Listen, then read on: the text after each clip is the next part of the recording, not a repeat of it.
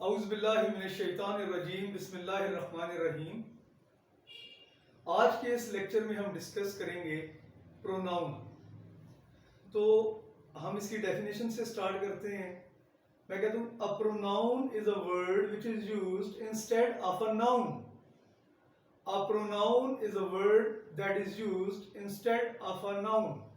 Pronoun एक ऐसा लफ्ज होता है जो किसी नाउन की जगह इस्तेमाल होता है। तो in simple words we can say that a pronoun is a replacing word। एक प्रोनाउन एक नाउन को रिप्लेस कर देता है किसी टेक्स्ट के अंदर, उसकी जगह इस्तेमाल होता है। And what is the purpose of using pronouns in a text, के टेक्स्ट में प्रोनाउंस को इस्तेमाल करने का क्या मकसद होता है। वो सिंपल सी बात है, to avoid the repetition of a noun, कि हम नाउन की रेपिटेशन से बचना चाहते हैं कि एक नाउन जब टेक्स्ट में अगर बार बार आप इस्तेमाल करेंगे तो फिर वो उसके इफेक्ट को जो है वो जाहिल करेगा और उसमें बोर्डन पैदा करेगा।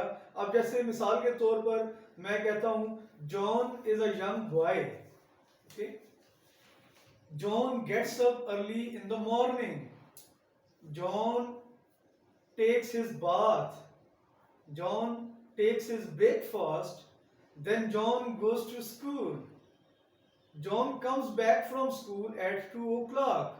अब देखें यहां पर मैंने एक नाउन यूज किया जॉन, और मैं हर जुमले में जॉन के लफ्ज को रिपीट कर रहा हूं, तो जिससे इस टेक्स्ट के अंदर एक बोरियत का एहसास पैदा हो रहा है उसकी रेपिटेशन की वजह से।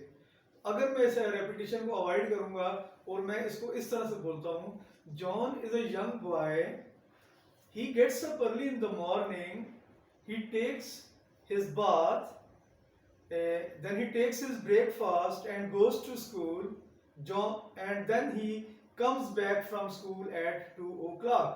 right? अब यहां पर मैंने ही से जॉन को रिप्लेस किया, तो अब मेरे टेक्स्ट के अंदर एक जान पैदा हो गई है, बात को गौर से सुना जा रहा है, बात समझ आ रही है। तो प्रोनाउन को यूज करने का मकसद ये होता है कि हम नाउन की रेपिटेशन को अवॉइड कर लेते हैं।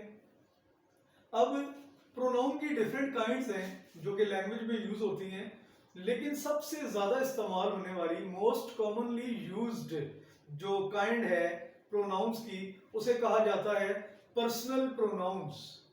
Personal pronouns. ओके, अब पर्सनल प्रोनाउंस क्या होते हैं।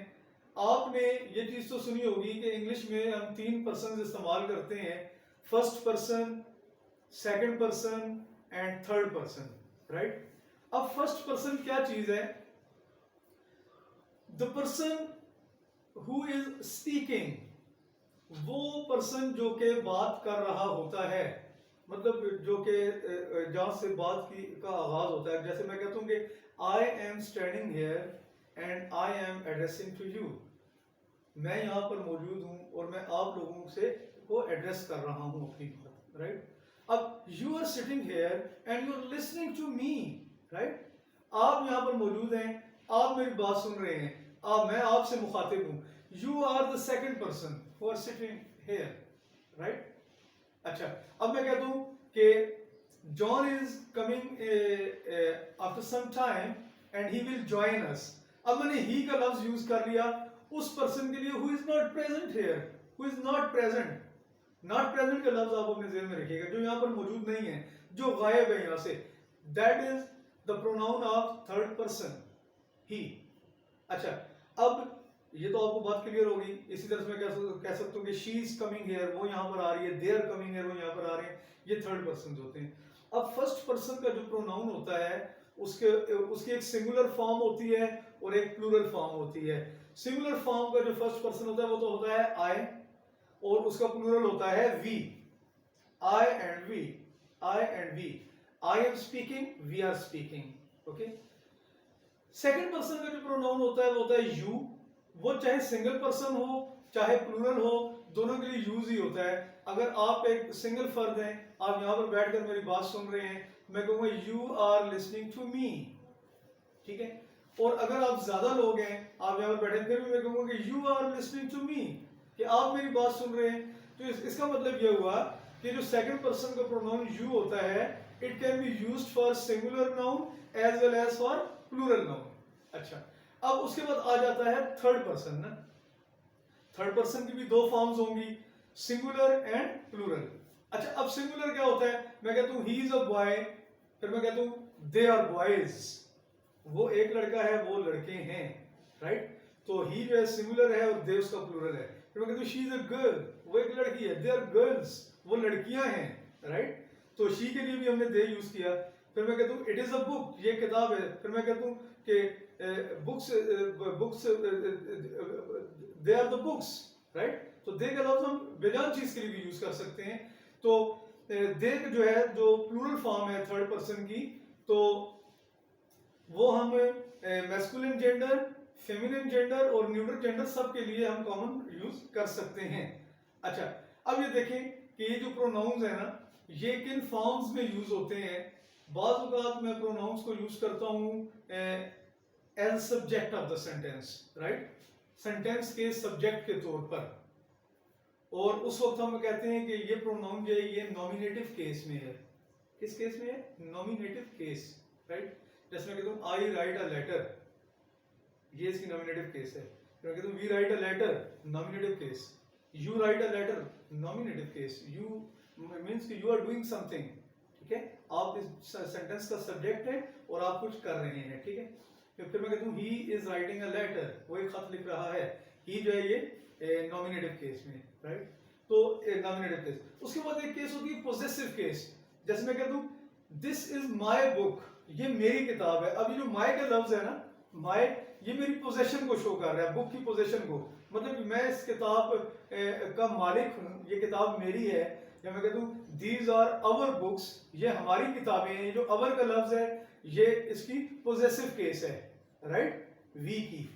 आई की पोजेसिव केस होती है माय होती है या माइन होती है, और वी की पोजेसिव केस जो होती है वो आवर भी हो सकती है, अवर्स भी हो सकती है। यू की पोजेसिव केस जो होती है वो योर हो सकती है, योर्स हो सकती है।